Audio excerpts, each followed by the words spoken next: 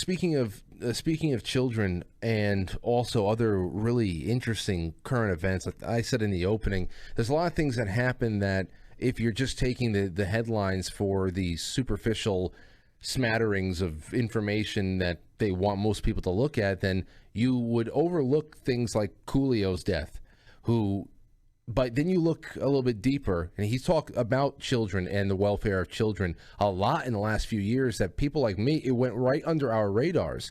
So then I started looking at that. So here's a 59-year-old man who dies of a heart attack in a friend's bathroom. The first thing most people will say, did he take the vax? But then you look even deeper than that, and he is talking about something. I want to hear what you think about this. Not that you have the answer, but maybe whatever. Well, he was a friend of mine, and he wrote me a real OG rap. Oh, really? Back in the day? Yeah, back in the day, it was really OG good, man. And I used to have a talk show, and he came on there, and I wanted to use it as my theme, but of course they weren't, the powers that be weren't going for it. But boy, was that a great rap. He's a great songwriter and poet and deep thinker. He'll be missed. But I loved what he was talking about at the end about a lot of things that Americans are not allowed to think about. We're told, here's how it is. There's these two stories here, and look no further. But, he really was expanding a lot of thinking. Well, let me ask you this. I love that he was a crusader against what they do to kids, and that's because he was a dad, and he was a good dad, and he had a dad's point of view. It was more than that, though. He got very explicit about how what he talks about and what he has talked about has gotten him in big time trouble that could be life threatening, and that if it weren't for his family being in danger, he would push the envelope even more. But before he died, he was talking a lot about the personal role he played in taking out bad guys, namely abusers of children, pedophiles, the worst of the worst out there. And it got a lot of us wondering, for all the Hollywood villains that we hear about and speculate about, how many of these secret Hollywood superheroes in white hats are there? Do you have any insight into that?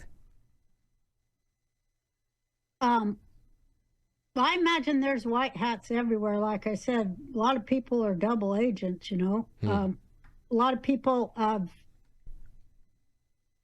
kind of repented for some bad stuff they've done, and they figure that's a way they could pay back what they took. A lot of people are doing that. I don't know if that's really a good way of paying things back. But then when you're living in a lawless country like we are, we